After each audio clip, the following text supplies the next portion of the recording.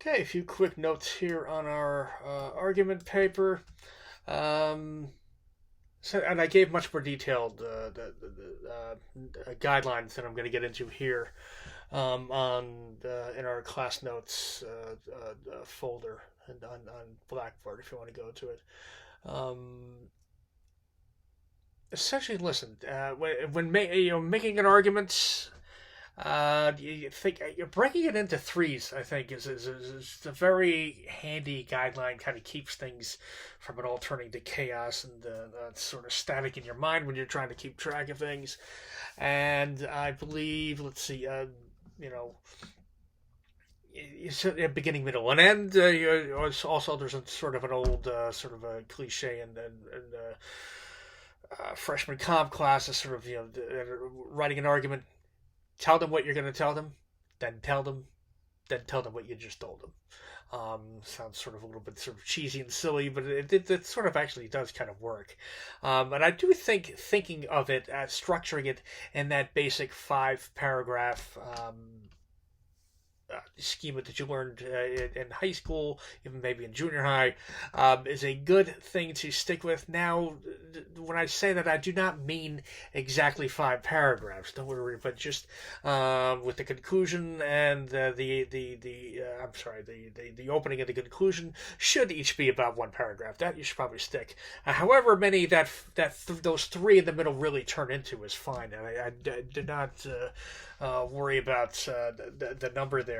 But I think again inside, yes, you've got your opening where you basically want to grab their attention. Number one, right? Think about that Facebook piece we read, and also you want it to be very clear. Essentially, what your basic premise or argument is, and how get that across to the reader, and basically how you're going to go about arguing that.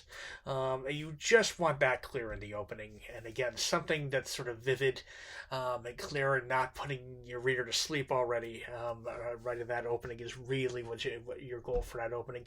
The body paragraphs, again, those are three, and I would break that into basically three main points.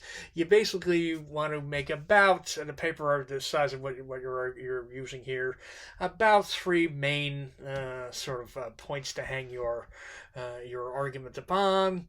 And then it'll usually be like a 1, 2, 3, and then a few, probably about three or thereabouts arguments or sort of supporting points on each of those main points. It's sort of a 1 ABC, 2 ABC, 3 ABCD maybe, or something like that. So that's the basic structure there. That's everything. Just on a quick quip there. As far as the how to go about making it, you want to. I think doing some real thinking about this ahead of time, with preferably with a pen and paper. Even though I'm sure most of you are used to thinking on screens. And listen, I'm not, no one's going to be watching you while you do this, but just all try to come up with every argument you possibly could for and really go for the less obvious ones, especially if you're covering. You say you're doing, the country needs gun control. If you're doing something that's tried and true. And by the way, I do not. I encourage you to write about something you care about, and I'm much more concerned about that. The topics really are open.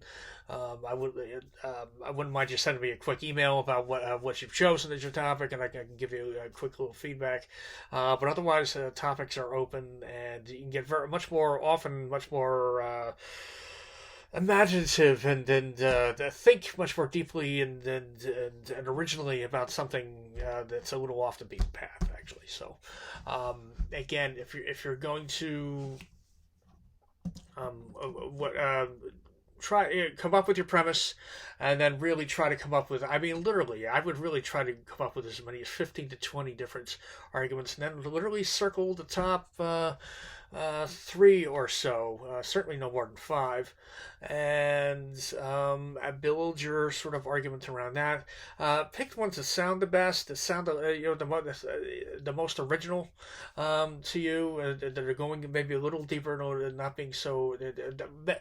Kids being way too obvious is definitely the number one mistake here on in my young students here with argument papers. And so again, remember that evidence doesn't just explain itself.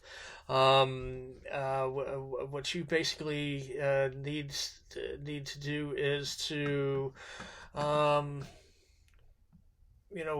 explain what the evidence is and clearly how that evidence applies and proves your point, your initial premise.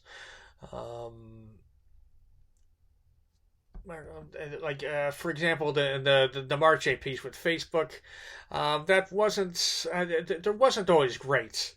A little bit too much correlation causation, which again is probably the number one sort of intellectual mistake that gets made on these papers. Sort of like the old Hume, I think, saying, right, the rooster crows, the sun comes up, therefore it must be the rooster's crowing that made the sun come up. Well, we all know that's not really true, right? So be careful of the correlation causation, which comes up to bite. A lot of people. Again, pick language as best you can that's sort of fresh and interesting and new, and not just sounds like something I've read a million times before. It's a good idea to acknowledge the strong, steel man the other side. It can be a very a good technique to acknowledge the arguments against what you're saying. You say, well, while it's true that X, Y, and Z, but really, and then pivot off that to say how that's, even though those things are true, really your point is the one that's more right anyway, because, right? And then again, your conclusion will be kind of restating. It is a restatement of your main points, but do not use the same words in the same language. That's the biggest mistake made here. Don't just repeat in such an obvious way. What you need to do is say it again, but say it new, so that it lands. It's the same but different in your reader's mind, so it almost registers to your reader as new proof of what the last bit of proof against what you've been arguing against, rather than this simple rote restatement, which is extremely ineffective, sort of at the end. So, okay, that is very quickly our argument paper and the guidelines. And again, see the